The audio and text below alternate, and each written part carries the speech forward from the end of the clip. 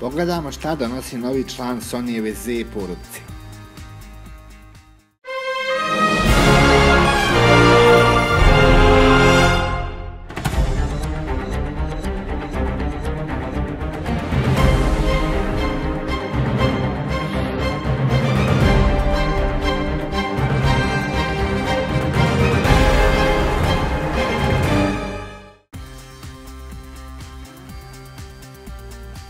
Ćao, ja sam Denis iz Telesata, dobrodošli u video preglede.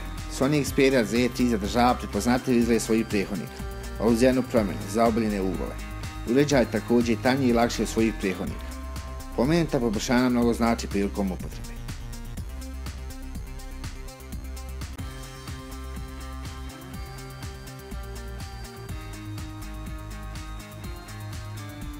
Novi 5,2 inčni ekran ima veliku preciznost prikazivanja boja, dobar kontrast i veliki ugao gledanja. Rezolucija ekrana je Full HD sa gustinom od 424 piksela po inču.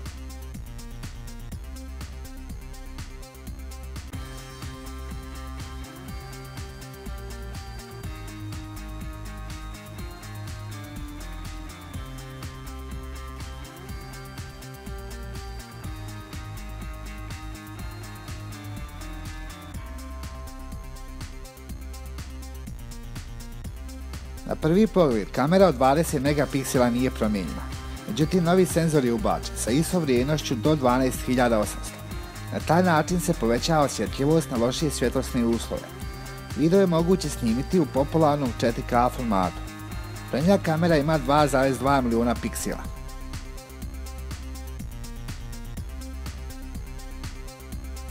Qualcommov Snapdragon 800 predstavlja odličan izbor za visoki rang smartfonova. I Sony prati taj trend. 3 GB RAM memorije čini jaku osnovu za fluidan rad. Memorija za pohranu podataka zavisi od modela i iznosi 16 odnosno 32 GB. Proširava je sa SD karticom do maksimalnih 128 GB.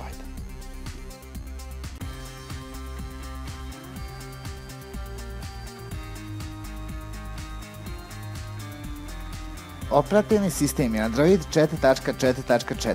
Odličan dodatak je PS4 Remote Play. Ovo je prvi telefon preko koji će biti moguće igrati PS4 igre.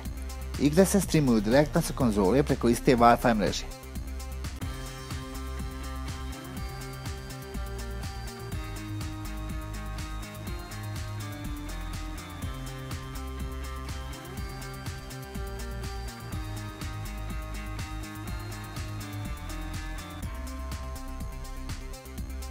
Pozdrav do sljedećeg videa.